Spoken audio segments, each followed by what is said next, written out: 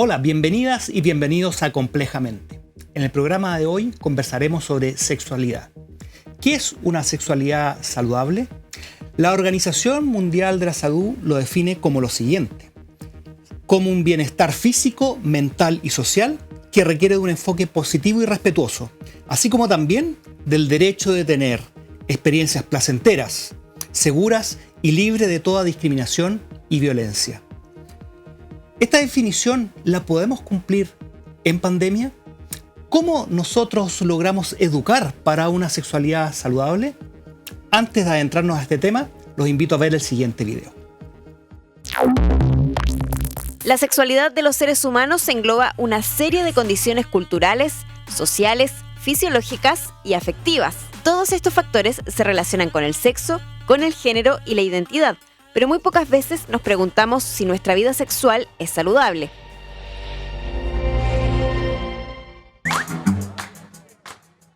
En la actualidad, la salud sexual es un problema de política pública y en tiempos de pandemia se acentúan temas de acceso y derechos. Entonces, ¿cómo puede el Estado garantizar durante esta emergencia sanitaria mayor atención y promoción de los derechos sexuales y reproductivos? Esto y mucho más en un nuevo capítulo de Complejamente. La salud y los derechos sexuales son un problema de salud pública importante en nuestro país y en el mundo. Los programas son capaces de cubrir en nuestro sistema sanitario, pero también en nuestro sistema educacional, estas necesidades. ¿Están las políticas orientadas a esta capacidad de disfrutar y de poder formarnos durante todo el desarrollo de nuestras vidas con una sexualidad responsable y también sana? Para conversar de este tema nos acompaña la matrona feminista, que es además presidenta metropolitana del Colegio de Matronas y Matrones de Chile, Katiuska Rojas. Hola Katiuska, gusto en saludarte. Hola Cristian, ¿cómo estás? Muchas gracias por la invitación y un saludo a todas, todos y todes. Katiuska, cuando hablamos de sexualidad, normalmente tendemos a hablar solamente de sexo físico, ¿cierto? Y de las relaciones sexuales derechamente. Y a veces plantearlas como algo bueno o malo. Pero la sexualidad sana parece ser mucho más que eso. ¿Qué es lo que es una sana sexualidad? Bueno, ahí, Cristian, me parece muy relevante cómo se aborda finalmente en el programa, ¿cierto? Lo que es la sexualidad. La verdad es que para nosotras, las matronas, es muy relevante la sexualidad como un pilar fundamental para llevar adelante una salud de calidad, totalmente placentera, integral y que además, sin duda, es una herramienta que hace que los seres humanos tengamos mejores habilidades para desarrollarnos e interactuar entre nosotras y nosotres.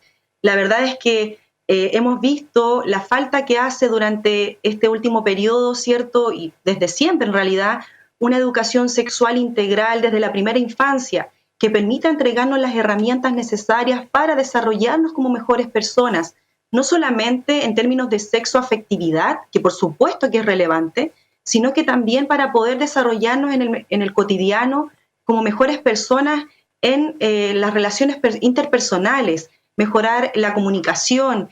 Se ha visto que la sexualidad efectivamente incide directamente en la calidad de vida que tienen las personas. Mientras más placenteras sean nuestras relaciones sexoafectivas, mejor desarrollo vamos a tener también en adelante en nuestro plano laboral, profesional o en nuestro cotidiano en relacionarnos con las y los demás. Y en ese sentido también es relevante que esto sea pensado también desde una política pública y no solamente como algo que es un estado de bienestar específico que depende de una persona individual, sino que también lo pensemos de manera colectiva como algo necesario para el bienestar de las personas. Y este bien colectivo es muy importante y como lo define la OMS, que sea libre de discriminación, por ejemplo, para vivir una sexualidad que sea sana, ¿cierto?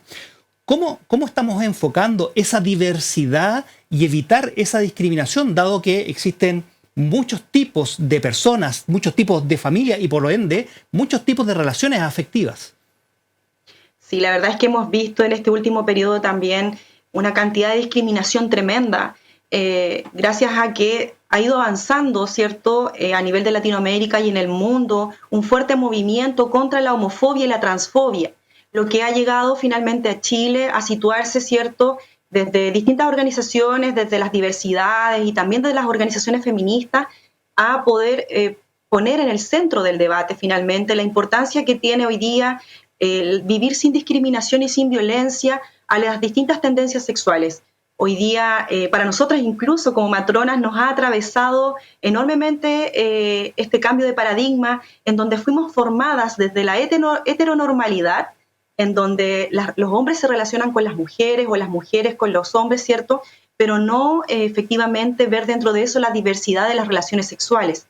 Y frente a eso también, obviamente, hemos tenido que aprender que las relaciones no solamente son binarias, sino que existe una cantidad de relaciones sexoafectivas que debemos respetar no solamente como trabajadoras y trabajadores de la salud, sino que también como sociedad entera.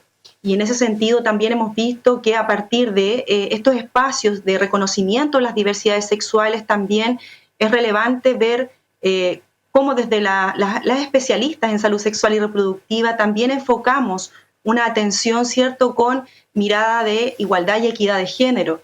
Y en ese sentido nos cobra totalmente relevancia también hoy día las luchas que están adelante dando, ¿cierto?, las organizaciones de la diversidad sexual. Y la Organización Mundial de la Salud desarrolla varios conceptos, entre los que destacan ama tu cuerpo, identifica tus zonas erógenas y también el autoestima. ¿Cómo nosotros incorporamos eso dentro de nuestra educación en los colegios, pero también dentro de nuestro diario vivir? ¿Cómo lo hacemos carne?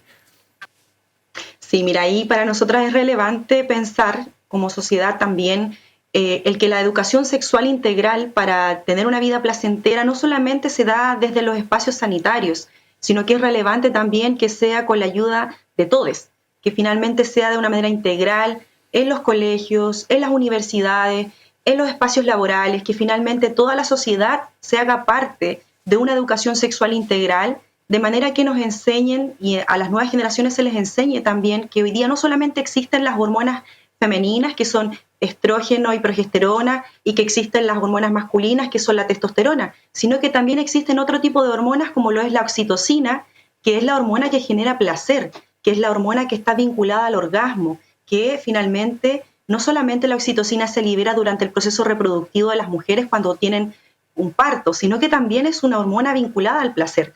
Y para eso es relevante que entreguemos las herramientas y eduquemos y entreguemos el conocimiento necesario para que todos los cuerpos puedan tener ese placer que genera finalmente un mejor bienestar y un mejor pasar. Y en eso, Cristian, me hace sentido también el que podamos reconocer que el derecho al placer no es solamente para las y los jóvenes o para las mujeres en edad fértil, sino que también para las personas adultas mayores, que también tienen derecho al placer, que sin duda les genera un mejor pasar y un bienestar en su vejez. Y qué interesante lo que dices, porque estamos conversando finalmente cómo nos conectamos con otros desde distintas formas, ¿cierto? ¿Cómo has visto tú, algo comentabas, pero cómo crees que se proyecta esto y las relaciones afectivas y también las relaciones sexuales durante pandemia o en situaciones difíciles como esta? Mira, la verdad es que nosotras hemos visto que durante el estado de pandemia han aumentado, obviamente. Hay dos situaciones paralelas. Una es en donde han aumentado las situaciones de estrés a propósito, ¿cierto?, de pérdidas laborales, de situaciones también del confinamiento que genera también mayores enfrentamientos de relaciones. Hemos visto también entre eso aumento de la violencia intrafamiliar, por supuesto. Ese quiebre de alguna forma ha hecho que algunas personas que vivían su sexualidad de manera placentera hoy día ya no. Por otro lado, de manera paralela también vemos lo totalmente contrario, que son parejas que de alguna forma buscan el placer y la felicidad en un contexto de crisis, en un contexto de angustia, buscan la felicidad a través de las relaciones sexuales placenteras. Entonces, en ese sentido, vemos que a propósito de esto también va a haber un aumento bastante importante, a pesar de que en este minuto dicen lo contrario de parte, ¿cierto?, de el Ministerio de Salud. Nosotras pensamos que efectivamente va a haber un baby boom, un aumento de de tasa de natalidad a propósito, ¿cierto?, de las relaciones sexoafectivas que aumentaron en confinamiento. Por otra parte, eso también nos llama a hacer también un mayor hincapié a cómo nosotras de alguna forma acompañamos estos procesos de relaciones sexuales, cómo acompañamos desde una perspectiva de género diversa, respetando los derechos de todas y todos, y finalmente cómo también se hace parte de esto desde una política de Estado, el cómo vamos a acompañar estos procesos de reproducción, de afectividad en las diversidades y por sobre todo también teniendo cuidado de disminuir las infecciones de transmisión sexual. Se ha visto en este contexto de pandemia a propósito de las relaciones sexuales sin la protección necesaria, ¿verdad?, sin condón femenino, condón masculino necesario. Hemos visto cómo de alguna forma han ido aumentando las infecciones de transmisión sexual, lo que nos parece totalmente lamentable, porque si hablamos de tener un sexo placentero y seguro, debiéramos pedir entonces y asegurar que de parte del Estado se entreguen las herramientas necesarias, como lo es métodos anticonceptivos, ¿cierto?, que lamentablemente vimos hace muy poco que fallaron por lo demás los métodos anticonceptivos orales, que son las Anulet, y por otro lado los condones femeninos y los condones masculinos. ¿Cómo ha estado el acceso durante pandemia? Se complica el acceso a los bienes más básicos, dentro de ellos los distintos métodos de control de la natalidad, ¿cierto?, como los que mencionaba. ¿Cómo lo han visto? Bien. ¿Cómo ha evolucionado durante pandemia? Porque, y para poner un ejemplo, se dice que en los momentos que la humanidad se siente amenazada, tiende a tratar de preservar la especie, entre comillas, ¿cierto?, a tener relaciones sexuales, y hay estos baby booms que tú bien mencionas. Es distinto cuando tenemos esta amenaza por varios meses. Por lo tanto, esas políticas de acceso parecen ser más importantes aún que en una circunstancia puntual como un terremoto o un desastre de poco tiempo. ¿Cómo ha estado el acceso a todos estos métodos?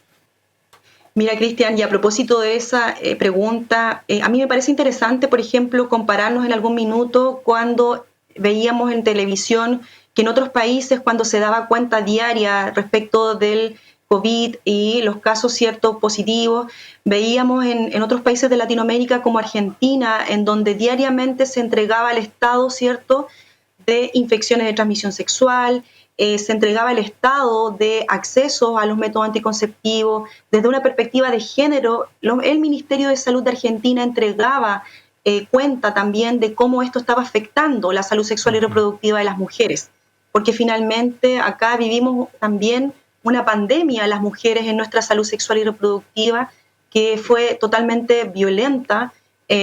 Nosotras evidenciamos que efectivamente se impidió el acceso oportuno de métodos anticonceptivos. Muchas mujeres que no podían salir de sus casas por estar, ¿cierto?, con sus hijos, no podían acceder a los métodos anticonceptivos, a los centros de salud, a los consultorios. Por otro lado, tampoco se aseguró una visita domiciliaria desde el Estado para asegurar que esas personas tuvieran acceso a los métodos. Vimos además también un incremento de la oportunidad, un incremento en infección de transmisión sexual y además se disminuye la entrega, ¿cierto?, de tratamientos anticonceptivos y de barrera finalmente, como son los condones femeninos, los condones masculinos, pero también vimos cómo se vieron afectadas las diversidades sexuales en la entrega de su tratamiento hormonal para la transición. Fue una segunda pandemia para nosotras en el ámbito de la salud sexual y reproductiva. Esperamos que hoy día, como consecuencia del COVID, no se generen una cantidad alta de embarazos no deseados. Ya lo dice también la Organización de las Naciones Unidas y la OMS, que puede aumentar a 18 millones, ¿cierto?, en el mundo de embarazos no deseados producto de la pandemia y de no tener acceso a los métodos anticonceptivos. Y esto nos parece totalmente desastroso a propósito, ¿cierto?, de que pensamos que lamentablemente para las políticas públicas de este Estado las mujeres no somos prioridad. No somos prioridad porque no existe un financiamiento específico para los centros de salud en la entrega no solamente de métodos anticonceptivos, sino que entregar el acceso a la información necesaria, por ejemplo, a las mujeres también que se encontraban en estado de gestantes y que no podían salir de sus casas, muchas mujeres angustiadas que también estaban con sus recién nacidos. Por lo tanto, a nosotras la verdad es que nos tocó muy duro el trabajo desde el ámbito gremial, también como matronas y matrones. Están en primera línea de informar a la comunidad, a las mujeres, de muchas veces hacer de un trabajo totalmente voluntario, totalmente de vocación, en que salíamos nosotras a visitas domiciliarias porque tuvimos un desborde. De hecho, implementamos allí también nuestro primer consultorio virtual de matronas, en donde atendimos más de 1.000 mujeres de manera gratuita, desesperadas porque no sabían finalmente cómo acceder a sus tratamientos habituales o cómo acceder a una información oportuna en contexto de pandemia. Katiuska nos comentaba sobre el acceso y interesante la telemedicina, las teleconsultas que son claves para poder orientar, pero uno necesita tener acceso físico a algunas de estas medidas. Por ejemplo, los métodos de barrera que tú recién conversabas y que nos clarificabas, condones, condón femenino, condón masculino, ¿cierto? Y estos métodos no solamente son importantes para un control de la natalidad, pero también para prevenir enfermedades, que algo mencionaste anteriormente y quisiera profundizar un poquito de ese tema.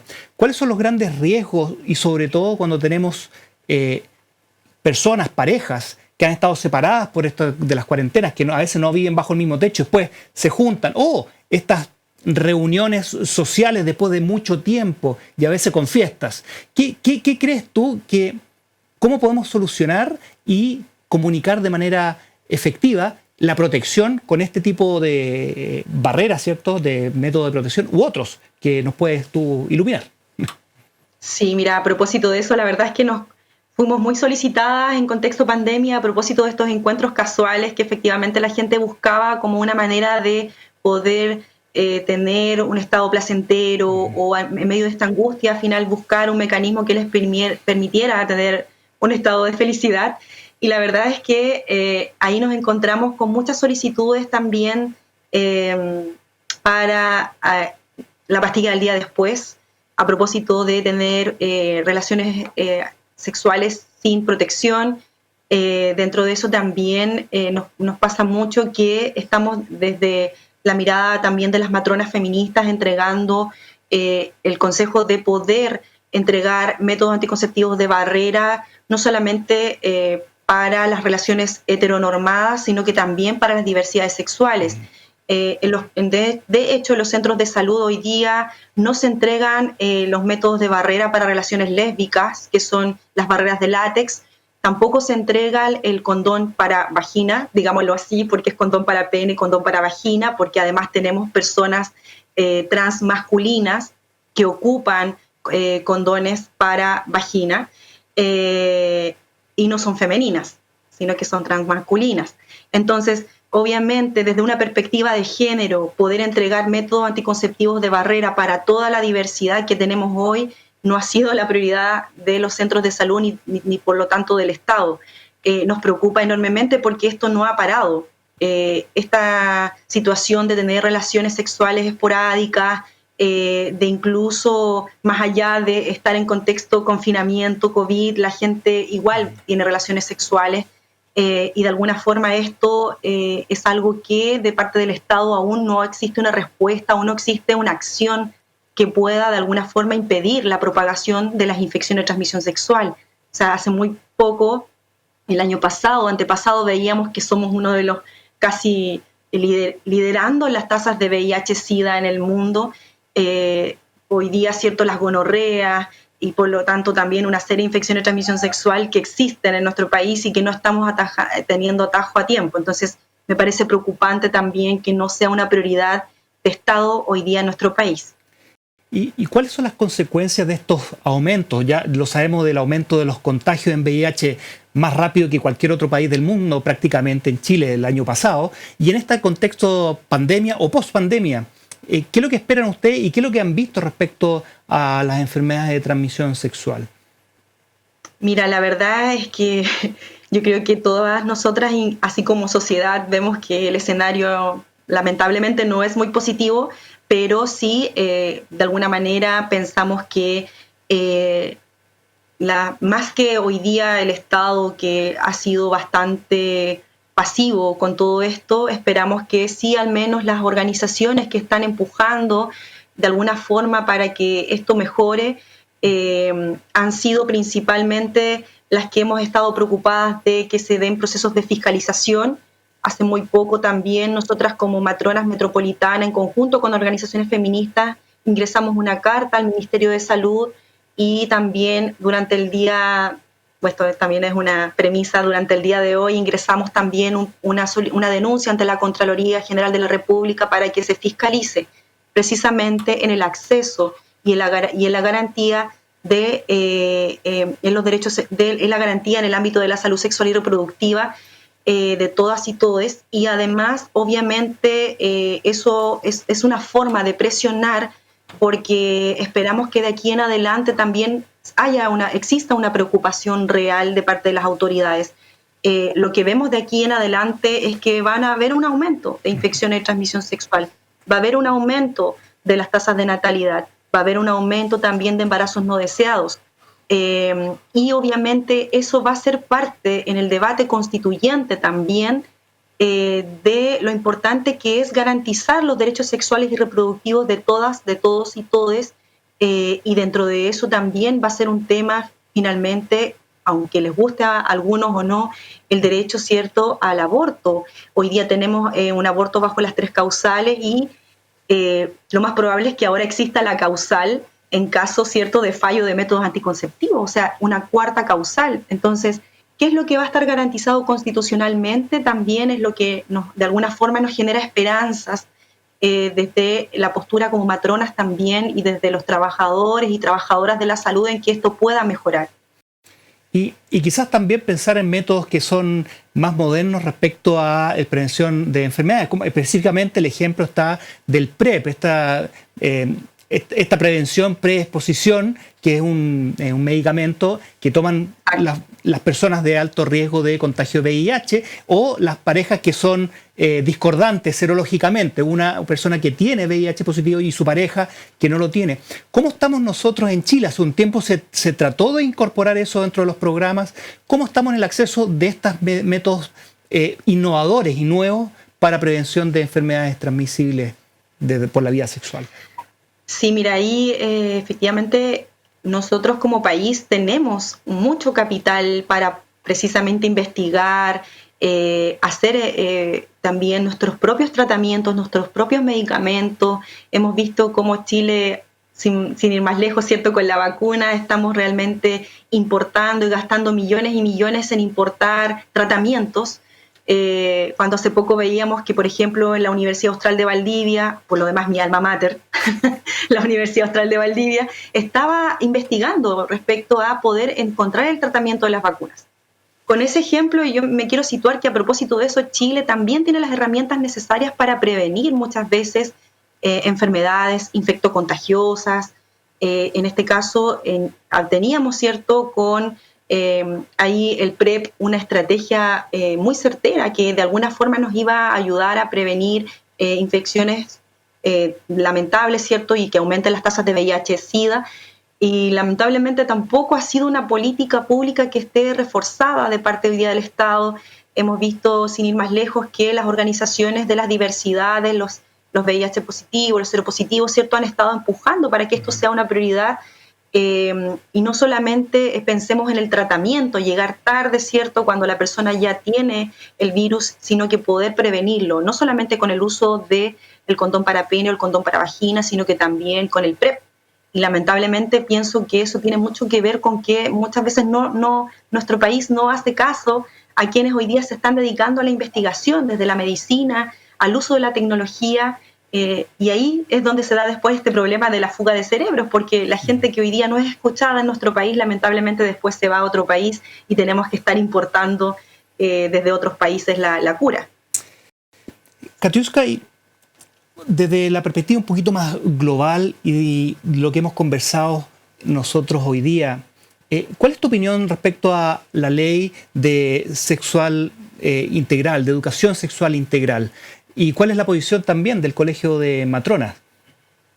Sí, mira, para nosotras como Matronas Regional Santiago Metropolitano de Chile, nos parece relevante que la educación sexual integral desde la primera infancia esté considerada dentro de nuestra Constitución o dentro de lo que hoy día también nos establece como ley en el país.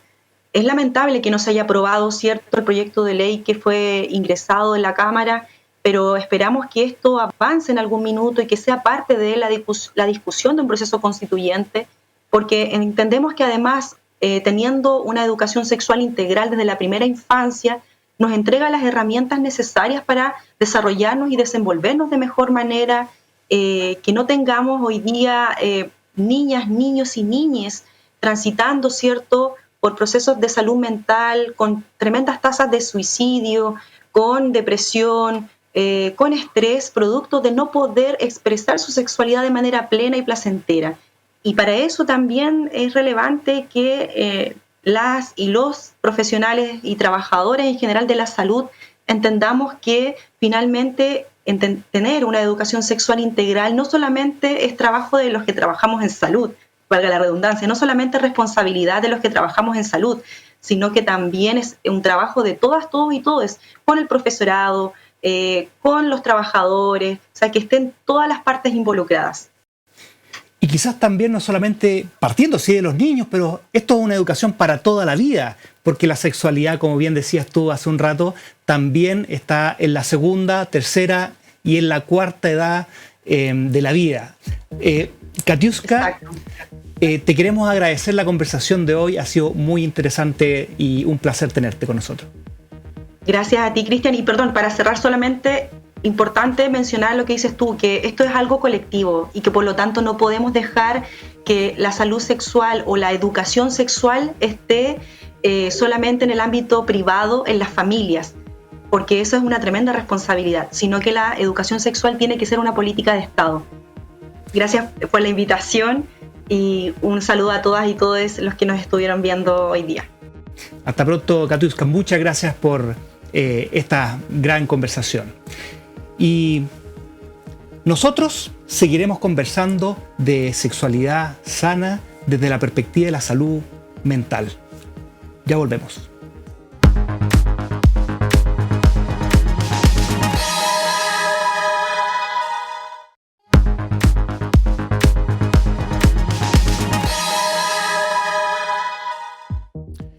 Los derechos sexuales son aún un debe en nuestro país. Como conversamos en el primer bloque, el acceso a métodos de control de la natalidad, pero también a métodos de barrera como condón de vagina, condón de pene, son importantes para resguardar la salud sexual y reproductiva. Para poder conversar de esta problemática, antes de hablar con nuestra invitada, los invito a ver el siguiente video. La pandemia sin duda es un estado permanente de inseguridad para los seres humanos. Por ejemplo, se acentúan los trastornos de la salud mental como la angustia, el estrés, el mal humor o la ansiedad. Un escenario que incrementa considerablemente la violencia sexual hacia las mujeres, jóvenes y minorías sexuales. ¿Cuáles son las medidas que debemos adoptar en caso de vivir alguna de estas situaciones? ¿Cómo sanarnos de la violencia física o psicológica en pandemia? Esto y mucho más en Complejamente. Como hemos conversado durante nuestros programas anteriores, la salud mental se ve especialmente afectada por la pandemia. También la salud sexual y reproductiva, entendiendo que tenemos bastantes problemas y menos recursos, conexiones, apoyos psicológicos, apoyos también de nuestras redes. Se hace cada día más difícil afrontar este tema. Y es importante que veamos de los distintos ámbitos de nuestro quehacer, de nuestro vivir, como la sexualidad, la reproducción y nuestra salud mental, relacionadas con la salud sexual. Para conversar de este tema, tenemos a la psicóloga, experta en género, sexualidad y fundadora de RING, Relaciones Inteligentes. Es psicóloga de la Universidad Católica y escritora además, Constanza del Rosario. Hola Constanza, bienvenida. Hola, ¿cómo estás? Muy bien, Constanza. Para poder conversar de la sexualidad a lo largo también de todo el espectro de la vida, ¿qué entendemos nosotros con educación sexual? A ver, educación sexual tiene que ver con justamente acercar esos conocimientos necesarios para poder cuidar, conocer todos los aspectos relacionados a la sexualidad en las diferentes etapas de nuestra vida y, por supuesto, prevenir situaciones de salud sexual que tienen que ver desde el embarazo no deseado, enfermedades de transmisión sexual y, por supuesto, también todo lo que tiene que ver con situaciones de abuso. Pero la verdad es que la educación sexual, además de eso, tiene que ver con todo el sistema relacional de los seres humanos, para poder entender también las diferentes orientaciones de género, poder entender orientaciones sexuales, poder entender las diferentes identidades de género. Es decir, tiene que ver con cómo comprendemos este complejo mundo que, como tú dijiste, tiene que ver, la sexualidad tiene que ver con las emociones también. Sin embargo, en general, la visión que se tiene de educación sexual en Chile lamentablemente sigue un modelo bastante coitocentrista, heterocentrista, bastante patriarcal también, y todo hace de que hoy en día tengamos una de las peores educaciones sexuales de Latinoamérica, y esto no lo digo yo, la dice la ONU. ¿Y nosotros desde qué edad podemos empezar a tomar este tema y empezar a educar en términos, como tú hablas, de salud sexual en el ámbito más global? ¿Y cómo podemos evitar esos sesgos justamente que venimos desde ya nosotros, las generaciones más antiguas, venimos con cierta forma de pensar y tenemos que estar en proceso de cambiarlos? ¿Cómo podemos evitar esos sesgos y desde cuándo podemos empezar a educar a nuestros hijos en esta sana sexualidad? Bueno, nosotros nacimos sexuados, todos somos sexuados desde nuestro nacimiento, por lo tanto la educación sexual es desde que alguien nace. Y es una educación que es progresiva y en la medida en que se va desarrollando el ser humano en sus capacidades para entenderse y también va teniendo diferentes desafíos vitales, se le van presentando diferentes conocimientos. Pero tiene que ser desde que los niños nacen. Y lamentablemente en este país no es obligatoria esa educación desde chiquititos. Ya sabrás que hubo un proyecto de ley que se intentó votar durante esta pandemia en la Cámara de Diputados y no se aprobó por falta de quórum. Entonces, si bien podríamos estar hoy en día empezando a llevar adelante una ley que obligue a los centros de estudio desde párvulo a enseñar sobre educación sexual, por falta de voluntad política, hoy en día eso no es posible. ¿Y qué tan preparados estamos los padres, las madres y los familiares directos, las personas cercanas a los niños de poder generar esta educación desde, como tú dices, desde la primera infancia? La verdad es que están bien poco preparados. Lo cierto es que somos bastante analfabetos en lo que tiene que ver tanto en temas emocionales como en temas de sexualidad. Entonces, si bien podemos tener relaciones sexuales, eso no quiere decir que entendamos cómo funciona la sexualidad. Es mucho más complejo. Es más, dentro de la formación como psicóloga es una especialidad. Entonces, no todos los psicólogos se pueden hacer cargo de temas de trastornos sexuales, por ejemplo. Y la verdad es que si yo no hubiese tenido toda la formación que hoy en día tengo, no sabría ni entendería ni un cuarto de las cosas, ni estaría preparada para poder irle transmitiendo la mejor forma posible desde a mi hijo, ¿ok? Entonces, lo cierto es que tenemos que reconocer que tenemos mucho miedo a hablar de sexualidad.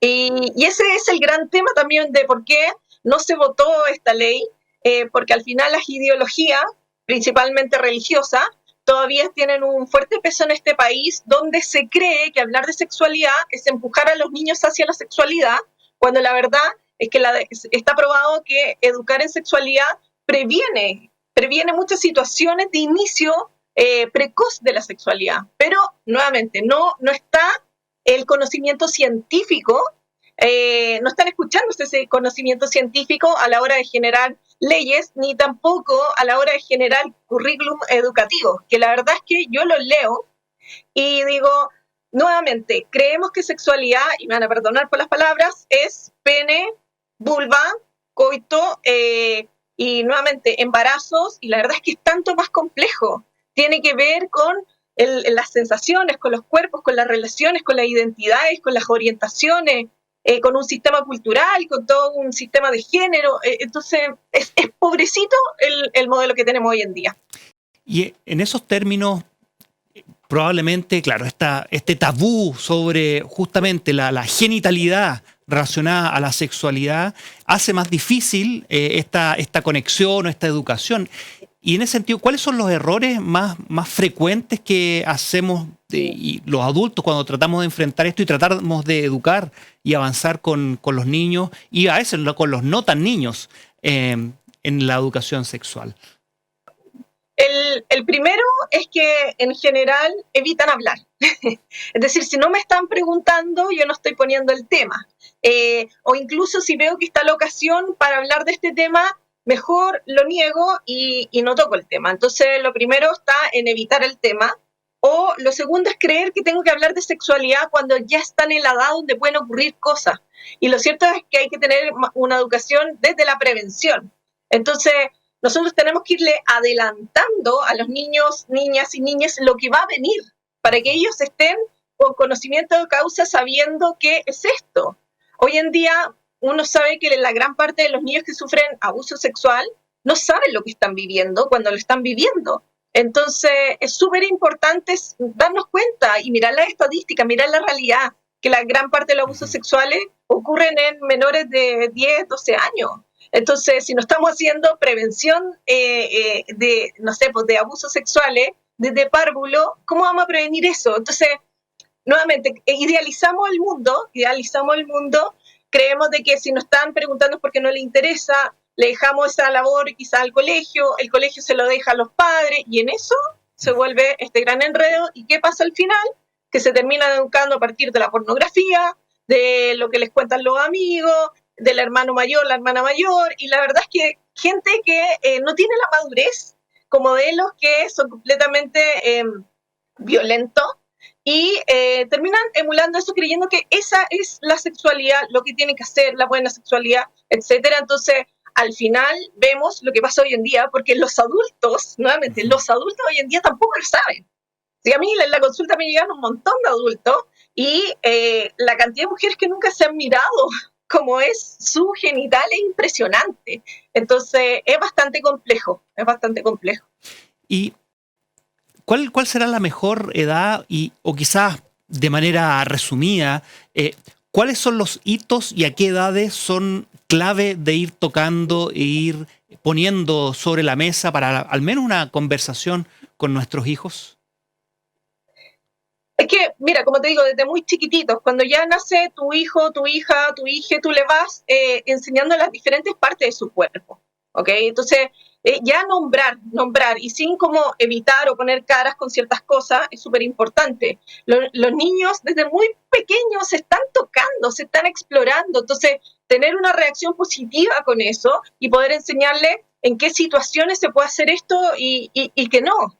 De la misma manera, empezar desde muy chiquitito a transmitirle que tienen el derecho a decir no cuando alguien los toca de una manera que les desagrada.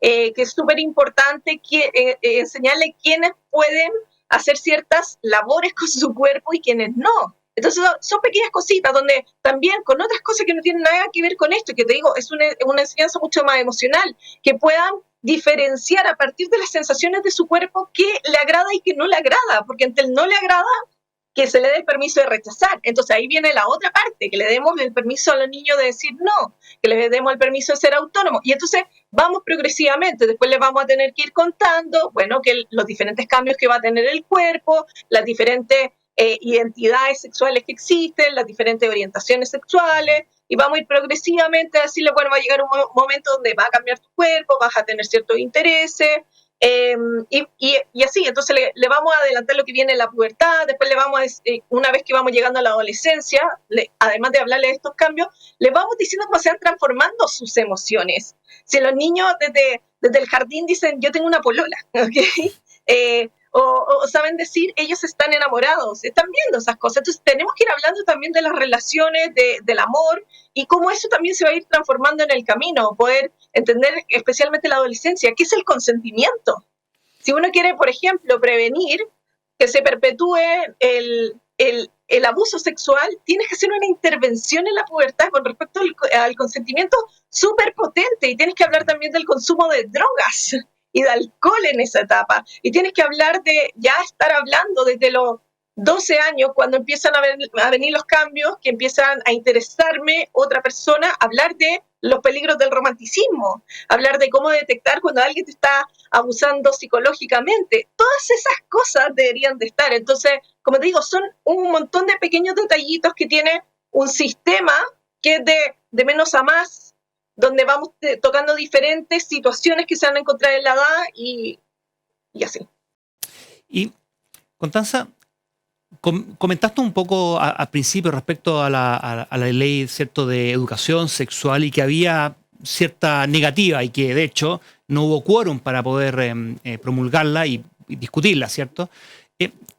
Más allá, porque el Congreso es un reflejo de los votos de las personas, ¿cómo crees que esta posición moral ha influido en el diario vivir para tocar o dejar de tocar estos temas de salud y de educación en salud sexual en nuestros niños y adolescentes y preadolescentes? Bueno, las religiones más importantes de este país tienen una ideología de represión sexual. Entonces, desde esa lógica, también hay harta idealización con respecto a lo que es la sexualidad. Entonces, siempre esta cosa como que no nos gusta pensar todo lo que pasa en realidad asociado a la sexualidad. Entonces hay un gran silencio y como un miedo a hablar, y por sobre todo es un miedo a hablar de esto como si esto conllevara un montón de problemas. Entonces por eso no tocamos el tema. El gran problema que hubo con esta ley es que en definitiva de alguna manera se sacó de que los padres podían elegir sobre la educación sexual.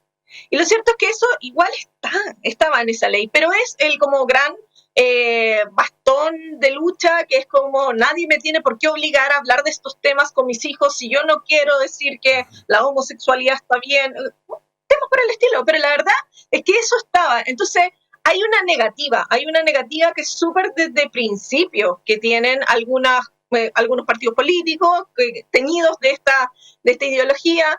Entonces, lo hace bien complejo. Y a mí lo que más me preocupa de esto es la irresponsabilidad de no presentarse a votar cuando ves las estadísticas de violencia intrafamiliar que han estado habiendo, los problemas de abusos sexuales como han estado aumentando. Entonces es como, no miran el país, no miran la realidad. Entonces al final está eso, las ideologías le ganan a las necesidades reales de las personas.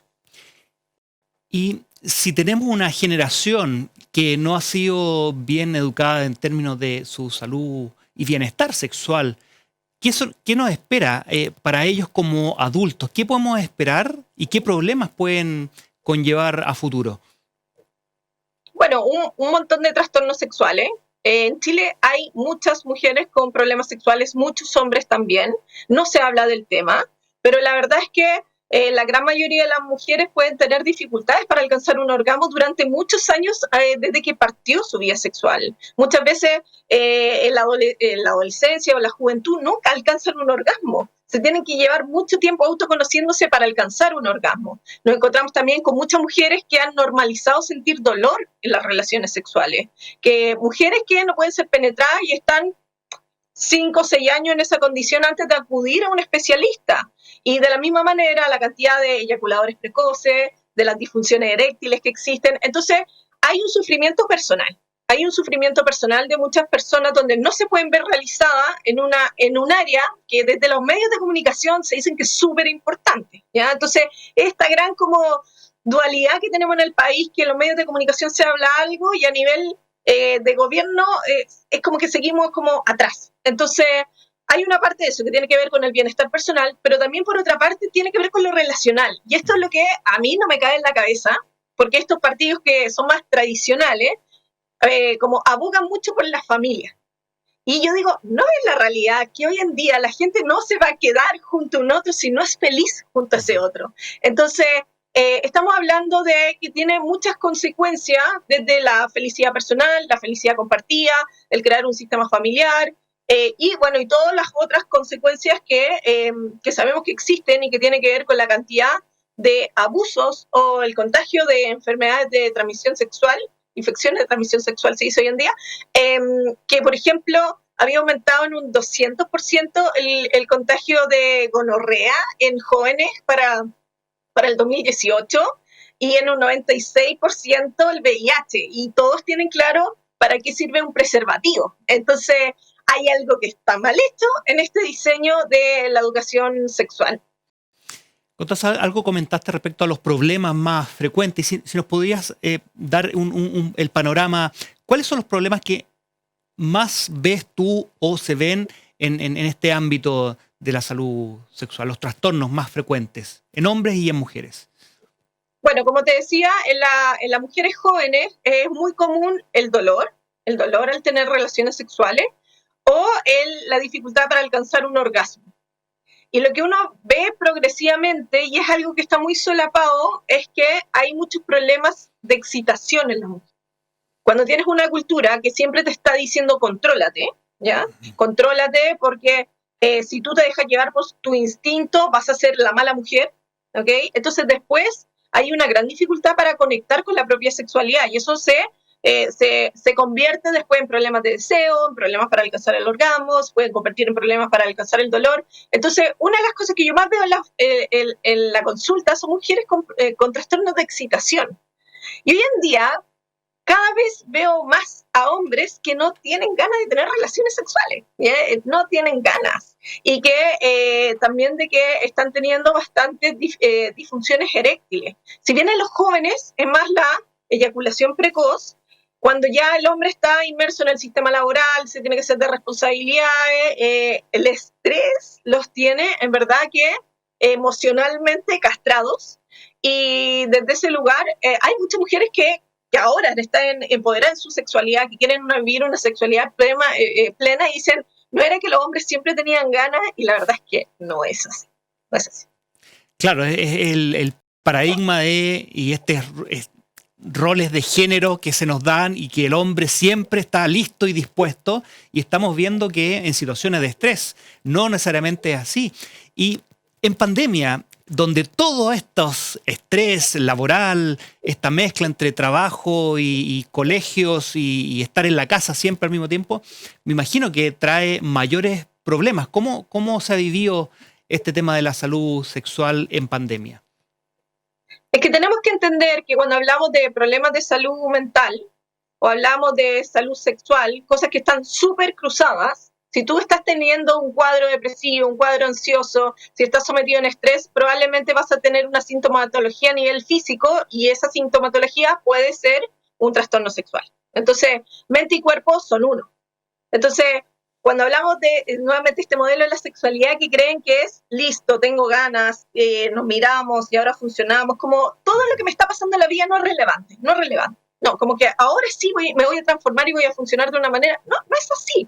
Entonces, el estrés, que es como el gran tema que trabajamos en mi fundación, que tiene que ver con esto de la educación emocional, el estrés está a la base de muchos problemas. Está a la base de problemas de salud sexual, pero también de los problemas relacionales.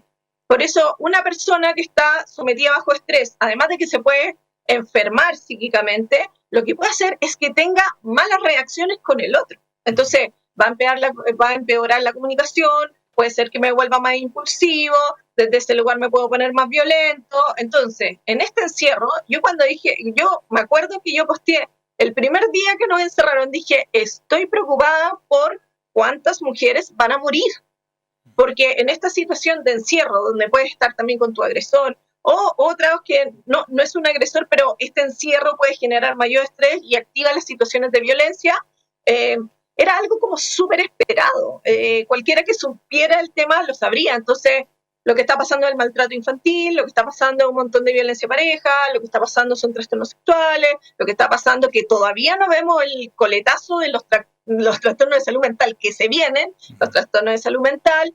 Entonces, es súper fuerte. Nosotros con la Fundación hicimos una investigación internacional para ver cómo estaba la salud mental de los jóvenes en Chile, y uno de los resultados que nos comparamos con España y con México, nuestros adolescentes están peor en indicación de salud mental que en otros países.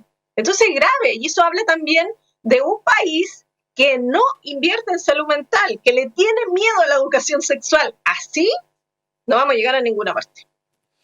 ¿Y cómo nos damos cuenta de que necesitamos ayuda? ¿Cuáles son los tips para entender que necesitamos ayuda y dónde podemos acudir?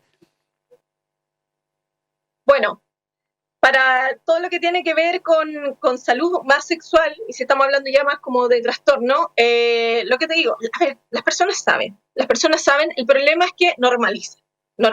Saben que hay algo que no, a ver, como no tengo ganas nunca, noto que no estoy logrando una erección como antes, siempre me duele, o noto de que como que estoy manteniendo relaciones sexuales y como que me apago, como que me voy. Entonces, todos esos son indicadores de que pese a que a ti te gustaría que esto funcionara, no está funcionando. O puede ser al final que tu pareja te está diciendo, oye, hey, este es un tema y tú no te estás haciendo cargo. Entonces, la verdad es que la gente es bastante consciente. Ahora, ¿dónde buscar, soluciones? Lo cierto es que la salud sexual es un privilegio.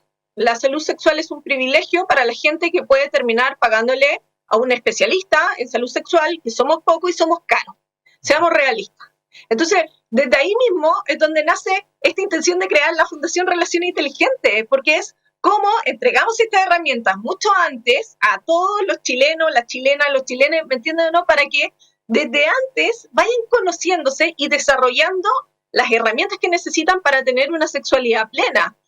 Términos como el piso pélvico, nadie entiende qué es el piso pélvico y es fundamental para tener una salud sexual plena. Entonces, el nivel, lo primero que van a tener que hacer mucho es educarse y claro, hay pequeñas cosas que pueden hacer en varios casos, a menos que haya dolor. En los casos que hay dolor, ahí hay que hacer un trabajo con kinesiología pélvica, pero en muchos casos empezar a hacer trabajos que tienen que ver con la regulación emocional, con el manejo del estrés a través del mindfulness. Y hoy en día hay muchas aplicaciones que podrían utilizar, puede empezar a traerle buenos frutos, porque al final, para vivir una sexualidad plena, tengo que estar conectado conmigo, tengo que estar presente, tengo que estar relajado. Desde ese lugar, además, tengo que también estar en buena onda con el otro. Entonces, hay que hacer, el mindfulness creo que sería la herramienta de mayor alcance hoy en día, pero no, la salud sexual es un privilegio. Y, o sea, la prevención es fundamental y mantener una vida que sea equilibrada en todo sentido parece fundamental para poder tener una salud mental, pero también una salud sexual que sea adecuada, ¿cierto? Claro, si tú inviertes en educación emocional, estás invirtiendo en salud sexual también. Eso va de la mano. Nuevamente, nosotros somos mente y cuerpo. Gran parte de esos problemas de salud sexual, como a nivel de trastorno, no de comportamiento, pero en algunos casos también, tiene que ver con nuestras emociones. Entonces, a la medida que nosotros somos dueños de nuestras emociones y podemos regularla, nuestro cuerpo va a estar sano y va a estar funcional. Lo que uno ve detrás de muchas de estas patologías es estrés, es miedo, es rigidez. Y lamentablemente somos un país que funciona así culturalmente. Entonces, yo siempre digo, lo de latinoamericano no tenemos nada. Es decir, aquí no se nota el mambo, para nada. Entonces, claramente, siguiendo la lógica cultural que tenemos nosotros, vamos a tener mayor cantidad de problemas sexuales. Y por eso es que la educación emocional y la educación sexual, ambas cosas, y que conlleva además educación de género, es fundamental. Y es una lástima ver cómo, pese a un estallido social, pese a una pandemia, a nivel político, no invierten. Y una de las cosas que a mí más me sorprende de esto es que al final, detrás de esto hay trabajadores y trabajadoras, para que es lo que les interesa, ¿no es cierto?, trabajadores y trabajadoras, que si no están sanos, que si no tienen bien sus relaciones, no van a rendir. Entonces, la verdad es que creo que hay que mirar esto de la sexualidad como bienestar, y no como se sitúa como placer y, no sé, como un placer medio perverso que en general está en la cabeza de la gente. No, sexualidad, si tú tienes una sexualidad plena, probablemente haya bastante bienestar en ti. Una sexualidad plena que también es con conexión con otro, no simplemente Estar en armonía, como dices. Está como en armonía, sí. ¿cierto? parece fundamental, que se entrelaza de manera íntima el cómo estamos no solamente desde la salud mental personal, sino que la conexión con nuestros cercanos, con nuestras parejas, hasta incluso, como tú mencionabas, con nuestros trabajos, parece ser fundamentales para tener una vida sexual plena. Constanza, te queremos agradecer por la conversación de hoy en día. Muchas gracias por la invitación. Bueno, llegamos al final del capítulo de hoy. Antes de despedirnos, queremos recomendarles el siguiente libro: Sexualidad en el adulto mayor. Este libro plantea realidades, mitos, preguntas y algunas respuestas sobre la sexualidad en las personas mayores. Escrito por Johnny Acevedo y Constanza Bartolucci. Lo pueden descargar online de manera gratuita. Y acompáñennos la próxima semana en nuestro programa Complejamente por Santiago TV. Nos vemos.